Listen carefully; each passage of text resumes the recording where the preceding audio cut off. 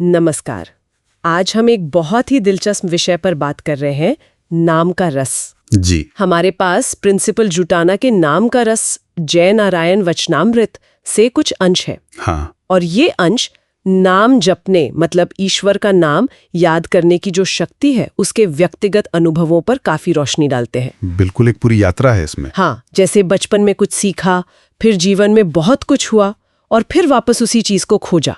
तो चलिए देखते हैं क्या है इस अनुभव में। शुरू करें। तो शुरुआत होती है एक बचपन की घटना से।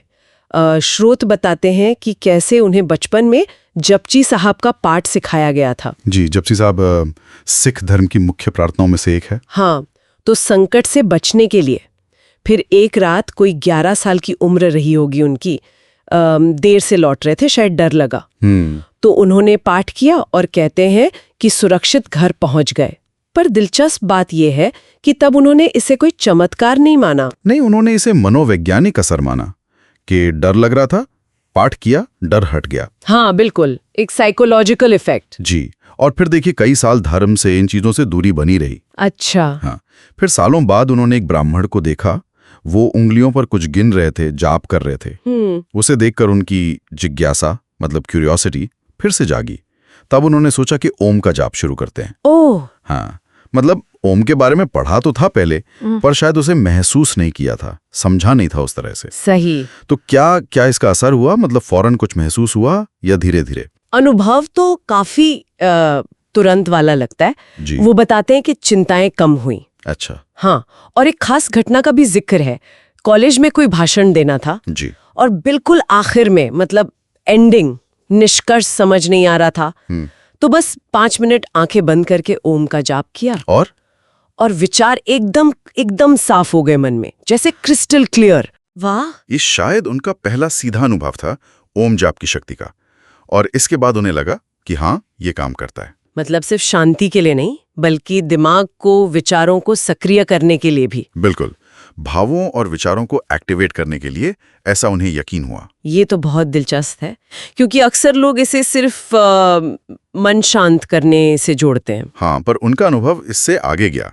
वो कहते हैं कि दर्शन की मतलब फिलॉसफी की गहरी बातें, जैसे कर्म का सिद्धांत क्या है, आत्मा कैसे बनी है, ये जो नेगेटिव फीलिंग्स आती हैं, इनका गोख क्या है, हंसी, रोना, अहंकार, ये सब बड़े सवाल। हाँ, ये तो बहुत गहरा सवाल है। जी, तो वो कहते हैं कि जाप से मन में एक अजीब सी शांति, एक नीरवता छा जाती थी। नीरवता? हाँ, एक डीप साइलेंस।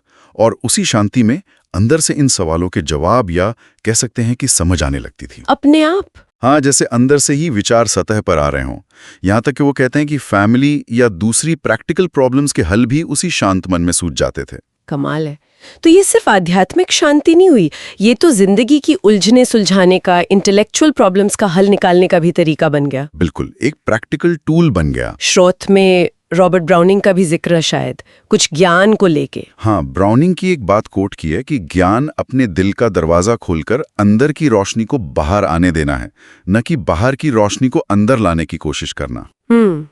बहुत गहरी बात है। जी, तो शायद ये जो जाप का अभ्यास है, ये उसी अंदर के दरवाजे को खोलने की एक चाबी जैसा काम कर रहा था उनके लिए। अंदर की रोशनी को बाहर लाना। हाँ, अंदर की समझ को जगाना। और ये अनुभव, जैसा वो बताते हैं, सिर्फ अपने तक ही सीमित नहीं रहता। अच्छा, मतलब जब नाम प्रेम से लिया जाता है, प्रीति पूर्वक जैसा शब्द इस्तेमाल हुआ है, तो अहंकार घुलने लगता है। अहंकार, ईगो?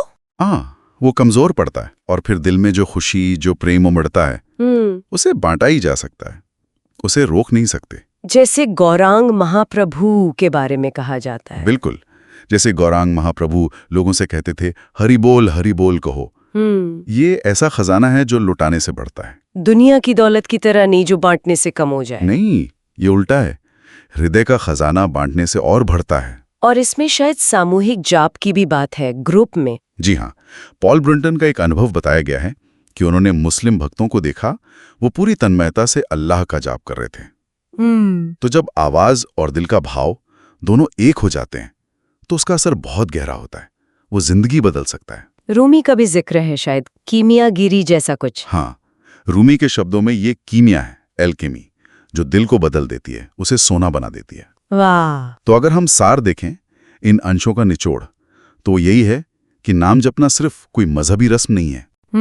ये मन पर, भावनाओं पर, यहाँ तक कि बुद्धि पर भी गहरा असर डालने वाला एक बहुत शक्तिशाली अभ्यास हो सकता है। सही। लेखक के अनुभव से तो यही लगता है कि ये चिंताएं शांत कर सकता है, मुश्किल सवालों के हल दे सकता है, गहरी समझ जगा सकता है और दूसरों के लिए प्रेम और हमदर्दी भी। सच में हृदय की कीमियागिरी। बिल्कुल, जो अहंकार को गलाकर अंदर की शांति और प्रेम को बाहर लाती है। और आखिर में एक सवाल शायद हमारे सुनने वालों के लिए छोड़ सकते हैं। जी। स्रोत इस बात पर जोर देता है कि ज्ञान अंदर से आता है। हाँ। हमें बस अंदर की रुकी हुई रोशनी को रास्ता देना है। हाँ।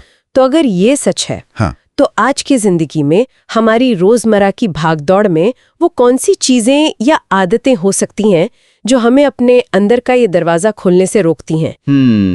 ये सोचने वाली बात है। क्या है वो जो इस अंदरूनी प्रकाश को बाहर नहीं आने देता? हाँ, इस पर सोचा जा सकता है। बिल्कुल, अपने अंदर झांकने का सवाल है।